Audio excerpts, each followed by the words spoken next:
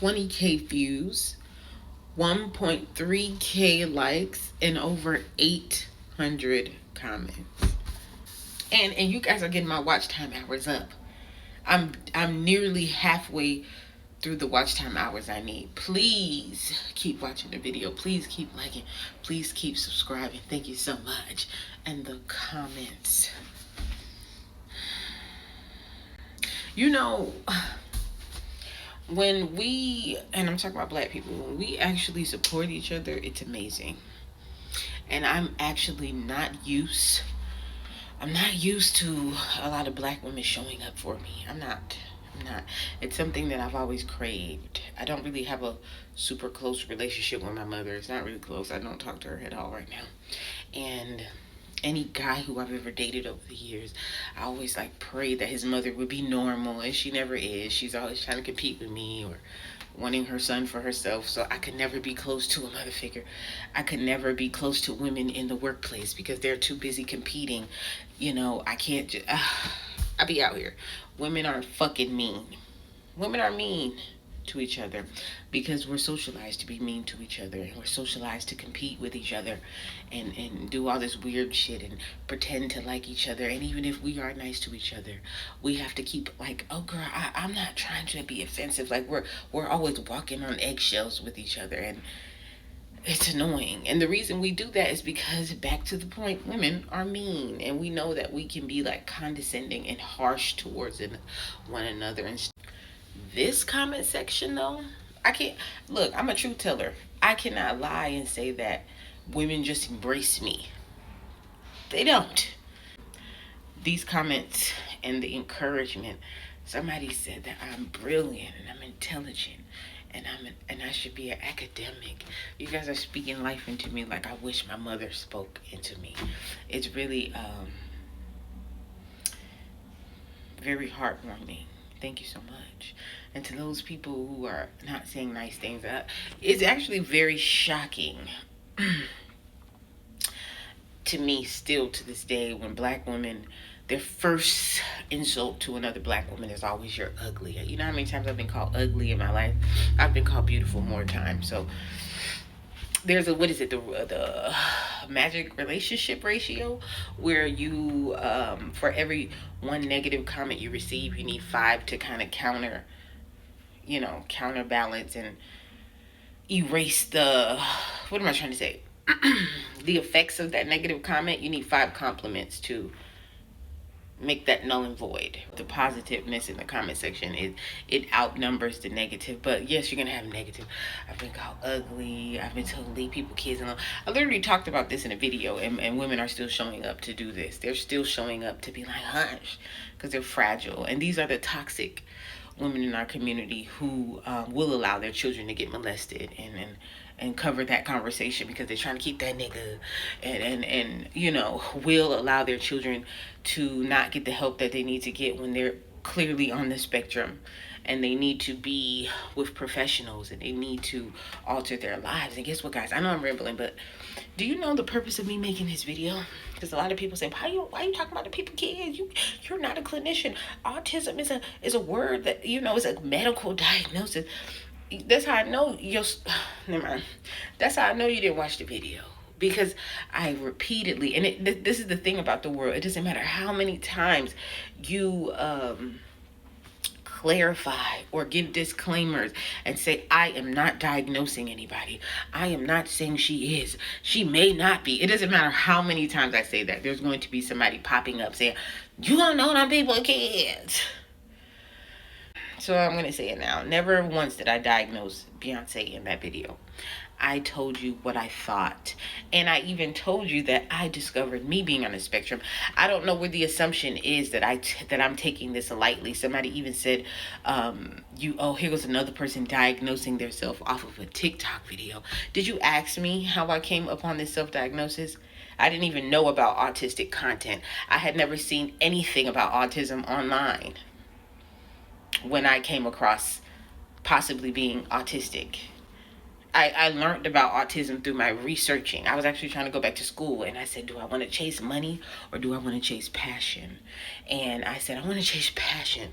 And I was reading books. I was reading a book on emotional intelligence, and they used the word anthropology. And I said, I don't know what that word is. And so I looked up the word anthropology, and I was asking Siri, and I was looking at the definition, and I was shooketh because I did not know that you can go to school and study people. I did not know that.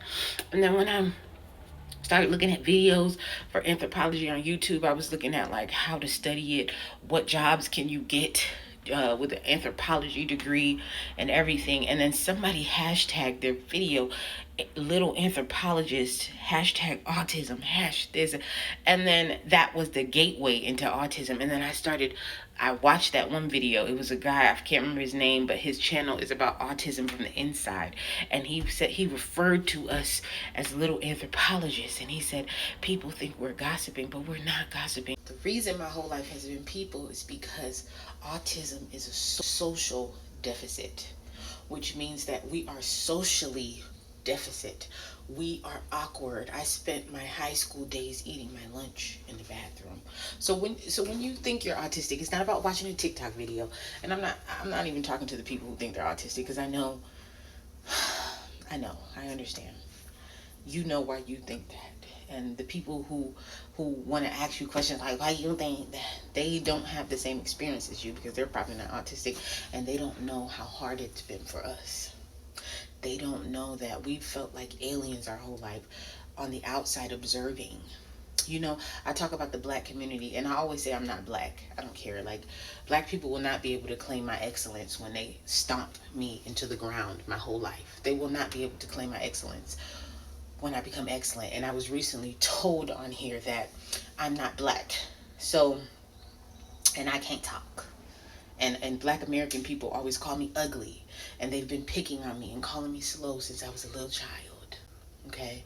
And I don't know why you think a skin color is supposed to bypass all of that, and I'm supposed to just go, but these my people. And weirdly, I've been doing it because I've been wanting acceptance and community. But you are not my community. I'm not going to say all black people are not my community, but no. Look how you guys behave in the comment section. But we learn to have people as our special interest because we've been navigating this world since we were little. We've never understood anything because we're literal communicators. Perfect example, somebody asked my daughter, does she like something? They asked my daughter, does she like this? And she said, not really, I don't drink it a lot. And the person drank her juice. Because the person didn't say, is this your juice? They said, do you like this? I don't know why the fuck you would pose a question like that, but the world is weird this way. It's like we speak a different language. And then, you know, my daughter's like, they drank my stuff. Like, they drank my stuff. And she's highly offended. And then the person comes and says, I asked her, was it hers? And then we figured it out, and we figured out that you didn't ask her that. You brought it up. I don't know if she did it on purpose. I don't know, whatever. But asking somebody if something is theirs is saying, is this yours? Not, do you like this? To pick their brain to see, it's too much. And I use as an example of how we walk through this world, always going, what? I need clarification. Even your behavior is confusing to us. The things you choose to do, it's confusing. Just like the topic of the video in the Beyonce video, we can see that Rumi is exuding some sort of behavior, and the world and the black community is choosing to be like, she's just a happy child. There's something wrong with that. And for autistic people, that is an example of how life has been. And that is how one would develop a special interest on people. We were too busy. And I think people in the black community, special interest would be people, because you have to survive around black people. Do you understand me? You guys are hateful, and you guys are mean, and you guys are dismissive, and you guys think picking on people is a sport. Why wouldn't somebody who is black, since y'all want to put black in front of everything, the experience of a black autistic is compared to no other. Yes, we all kind of similarly go through the same thing, but to be a black autistic is to be in sufferation in this community. It's to be molested and you can't tell nobody. It's to be picked on and you gotta smile through it. It's to be talked to condescending. It's to be taken advantage of by men who are dating you. If you're a black autistic woman, it is to just be confused. So before you say people are making this up and they're just diagnosing themselves from a TikTok video, you haven't done any research and you haven't asked me what research I've done. You didn't even ask me for context, so shut up and go away. Our special interest is people. Because a lot of the times people on the spectrum do have a special interest. You have things that you collect, you have things that you talk about, you have things that you study. My whole life has been people. This is why when I speak about you women and stuff like that, I know what I'm talking about because I've been studying you my whole life. I've been studying how negative you are towards each other. And can't nobody tell me otherwise. It's my special interest. And I always told people, I'm not a gossiper. I'm a truth speaker and I'm an observer. And when I say, why do you think she did that? I'm not talking about people. But in my life, just like how I made a video and I'm very clear and I put all the disclaimers in here, there's going to be multiple people say, well, keep them kids' name out your mouth because they lack comprehension skills.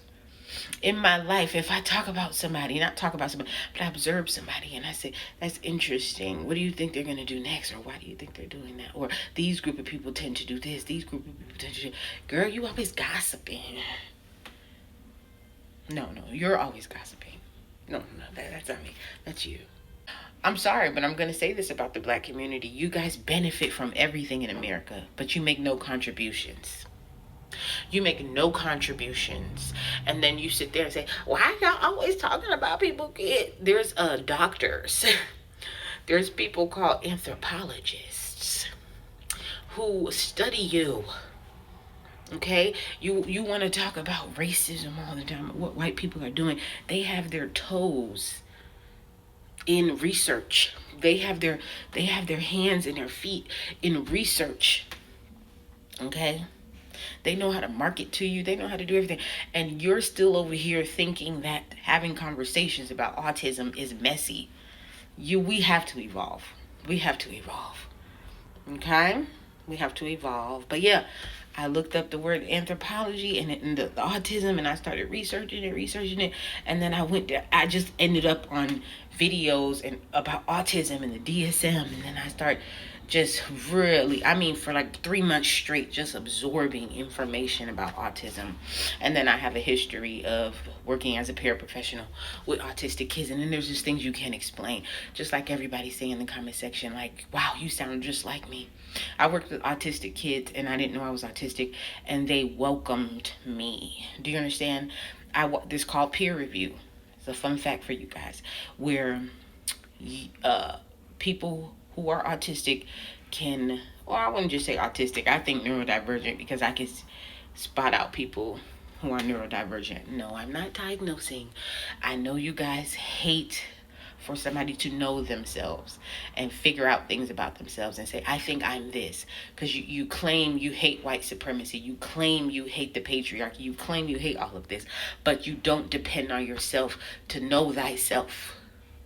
You depend on somebody. So I'm not saying that I'm going to diagnose myself, but yes, I am. Yes, I am. Because it's not about just diagnosing myself. It's about figuring what helps me to be comfortable. It's about figuring out the things that I need to do, the adjustments that I need to make myself comfortable. I'm not on my high horse saying I diagnosed myself, but I will say back a couple years ago, I used to go everywhere. My eyes used to water. I used to be sniffly everywhere I went. Let me tell you something. Since I found out that I was autistic and self-diagnosed proudly, my eyes haven't watered anywhere. Ask me how, and I'll tell you in the comment section. I haven't been sniffly. Ask me how, and I'll tell you in the comment section. Y'all think everything that you need for yourself, you have to go to a doctor. The white man who you complain about. This America who you say they don't love you. But then in your next breath, you get under my video and you tell me I'm not black because my ancestry is from Jamaica. And I don't belong here and Trump needs to get me out. This is y'all. Hateful asses. Right? So yeah, and I'm going to keep calling you out because there's something wrong. There's something wrong with the fact that you're scared to know about yourself. We have autistic scientists and clinicians who, figuring out later they're on the spectrum, who are involved in the research of autism, which makes it a more authentic approach, as opposed to people studying autism from the outside looking in. You have people like myself with the special interest of people studying people who are like, let's look at this. I just made a video the other day. I don't know if you guys saw it, where I was talking about somebody, shout out to Ella, and she was like, the autistic experience of people thinking you're stupid. If you guys actually delve into autism content, and I'm not just talking about black people autism content, I'm talking about autistic people all over the world with all different skin colors, because you guys tend to be a little racist too. Everything is black, black, black, black, black. You can't talk to nobody else if they not black, and if you do, they racist. And no, they're not. Everybody's not racist. Y'all need to evolve. Y'all need to evolve. Welcome yourself into the world, right? But she made a video about saying, oh, they think we're stupid. How is everybody on the spectrum having these same experiences, but it's not valid to self-diagnose? When you go get the autistic diagnostic test, it's a very lengthy process and it's pricey. They're going to ask you questions about how your brain works and technical things. The things that are just like how if you live somewhere where it's a whole bunch of white people, but as soon as you see a black person, you're connected to them, and we don't know what that is.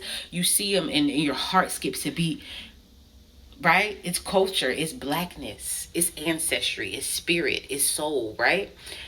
There's things that you can't explain, and that goes back to the peer review. I had nonverbal children who were badly behaved coming to me and calming down and holding my hand and holding my face and looking me in my eyes like this when I was working in the school system. And I had a few that only listened to me. There is something to that. And I know even in this video, shut your baby ass up, you ugly, you look like Chris Rock. Y'all need to go heal. If I'm ugly, you're ugly. Your mother's ugly. Your daughter's ugly. Enough. This is embarrassing at this point for culture. I made a video and I asked, what do you want black culture to be? Because your black culture represents black people. What do y'all want culture to look like? Joning each other, making fun of each other, never evolving. Y'all people up under here who claim you're agreeing with me, but you're still calling Beyonce slow. You didn't watch the video. Do I seem slow to you? I run circles around you. Yes, I might have delayed processing. That's another trait.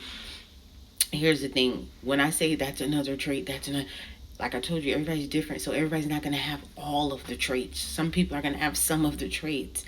I know that about me because in my research, I'm like, that's why. You ever go through a situation and then you say, damn, I wish I wouldn't have said all that. And you start playing it over for like 3 days after the interaction. You like, this can't be healthy. Like, what the fuck? It's over. It's in the past. That's you processing late. So even in the black community, that's stupid that she ain't tell her uncle touched on her. Like, if it was me, I would have told. You're judgmental. And you don't understand how the brain works, and you don't understand mental health, because there's something called grooming. That's a part of it. And there's something called delayed processing. And sometimes that's why, y'all value having a comeback like this. Sometimes people have to think about their comeback. And it doesn't make them slow or stupid. Yeah, maybe slow to respond, but it doesn't make them stupid. It means that they have delayed processing. It's okay, guys. Here's a tip. It's okay when somebody asks you a question, say, can I get back to you on that? So that you can fully process it before you give them an answer. And there's nothing wrong with you if you have to do that. Don't let people shame you out of, girl, why you so long to answer, girl? You so fucking stupid and you ugly. My God, Lord, free these people. Free these people and get the hatred out their heart. And then I'm going to end it on this because I was talking about delayed processing and processing an interaction after it. But There's something called perseveration, cognitive perseveration. And that's when you play everything in your head over and over and over, which I think can actually help you guys. Cognitive perseveration, in my opinion, can develop empathy. It can develop your empathy levels because you can play the situation over again from people's different perspective, not only just yours. But yeah, that's called cognitive perseveration. So if you wonder why you can't let things go, that's a part of your, yeah, that's a part of your disability. And to me, yes, it can be annoying. And when you're perseverating, you want to get it out. You can't wonder, you wonder why. You know everybody's going to shoo you away and tell you nobody cares. You still talking about that. But you got to keep going to people and talking to them, and you make it worse. Because after you tell it, you keep telling everybody, and they keep trying to shame you for shit and making you feel bad. If you're the black sheep or the scapegoat of your family, you understand this, and everybody just keeps gaslighting you. But yet you cannot stop talking. Cognitive perseveration. Don't you think these things are important to know about yourself? I could be ugly, black, girl, you ugly. You talk about people, kids, you ugly. I don't care. I'm gonna keep making videos. Guys, please keep watching. I'm so excited to see my analytics when I wake up in the morning. You know, my watch time hours, my views. I love when I'm taking a break and I'm reading the comments and I'm responding. I love doing that. So thank you so much. I appreciate all of the support. Thank you for all the kind words, all the women in the comment section. You guys are amazing. Thank you so much. It's very confidence boosting. And when they talk about support, that's just a great word. Support. Like I told you guys, I'm on my 5th day of a 10-day juice fast, like a liquid fast, and I'm clearing my head out. And those comments are making my head turn in great ways. So thank you so much, and I appreciate you, and I hope you're having a good day. Okay, bye.